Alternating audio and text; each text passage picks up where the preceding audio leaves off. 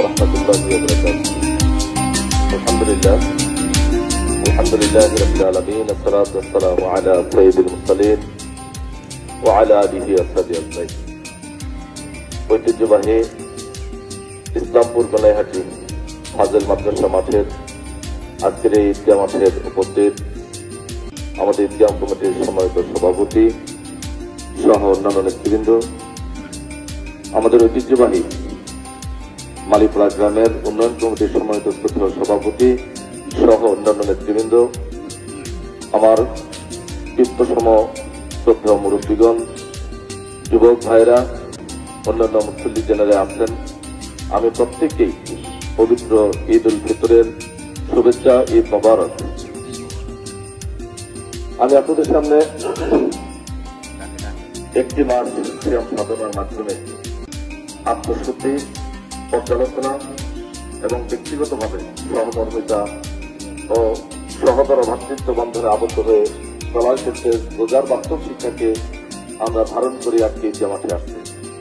আল্লাহ শুকরিয়া, যদি আমরা এই রোজাকে কাজে লাগিয়ে নিজের গুনাহ খাতা মাফ করাই নিতে পারি আলহামদুলিল্লাহ, আর যদি গুনাহ খাতা মাফ করাই নিতে না পারি তাহলে ব্যর্থ পারি।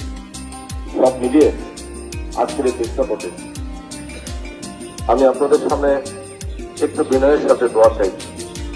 আমার এখানে অভিভাবক মন্ডলী আছেন, ভাইরা আছেন, যুবকরা আছেন, ছোট ছোট যারা আছেন, ব্যক্তিগতভাবে একজন মানুষ ভুলের উঠছে না। চলার পথে যেহেতু এই ওয়ার্ডের কাউন্সিলর ছিলাম, পরিচালনা করার ক্ষেত্রে ভাইস চেয়ারম্যান ছিলাম, তখনও চলার ক্ষেত্রে সামাজিকভাবে বিভিন্ন প্রতিষ্ঠানের সাথে সংশ্লিষ্ট ছিলাম বা আছি, সেখানে অনেক কার্যক্রম পরিচালনার ক্ষেত্রে ভুল ত্রুটি হওয়াটাই স্বাভাবিক। আমি আজকে পবিত্র ঈদ উল ফিতরের এই দিনে এই মাঠে দাঁড়িয়ে আমি বিনয়ের সাথে আপনাদের সবার কাছে ক্ষমা চেয়ে নিচ্ছি। ব্যক্তিগতভাবে আমি আপনাদের কাছে এতটুকু বলি, একজন মুমিন অপর মুমিনের জন্য যে বৈশিষ্ট্যগুলো থাকে সেই বৈশিষ্ট্যের ভিতরে একটি হচ্ছে ফাআফু আনহুম, তাকে ক্ষমা করে দেওয়া, ওয়াস্তাগফির লাহুম, এবং সবসময় তার জন্য ক্ষমা চাবে, এটাই বাস্তবতা। আমি ইতিমধ্যেই এই গুরুদাসপুর এবং বড়াইগ্রাম দুই থানা মিলে আমাদের একটি আসন জাতীয় সংসদের প্রার্থী হিসাবে প্রত্যন্ত অঞ্চল পর্যন্ত যাওয়ার চেষ্টা করেছি এবং সর্বোপরি দল মত ধর্মবর্ণ নির্বিশেষে সকল মানুষের কাছেই যতটুকু সম্ভব নিজেকে উপস্থাপন করার চেষ্টা করেছি। সব জায়গায় যেখানেই যাই মৌলিক প্রতিশ্রুতি হচ্ছে আমার মালিপাড়া।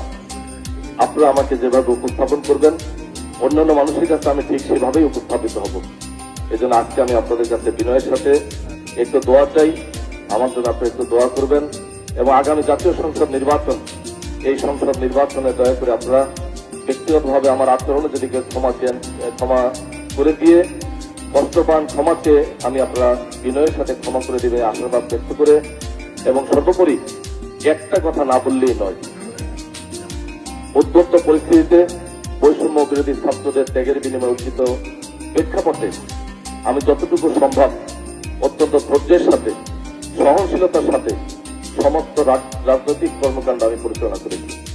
কেউ স্বীকার করেন আর না করেন, শুধু বিরোধিতার খাতিরে বিরোধিতা নয়, বাস্তবতাকে একটু স্বীকার করে নিয়ে দলের মতের চিন্তার উঠে উঠে সমন্বিত একটি বাস্তব চিত্র আমি কল্পনা তথা আমার মালিপাড়াতে আমি ধারণ করে রাখছি। অনেক কষ্ট, লাঞ্ছনা, গঞ্জনার মধ্য দিয়েও সব কিছুকে উপেক্ষা করে শুধু আল্লাহ রাব্বুল আলামিনের উপর তাওয়াক্কুল করে আমরা সবাই ভ্রাতৃত্বের বন্ধনে থাকতে চাই।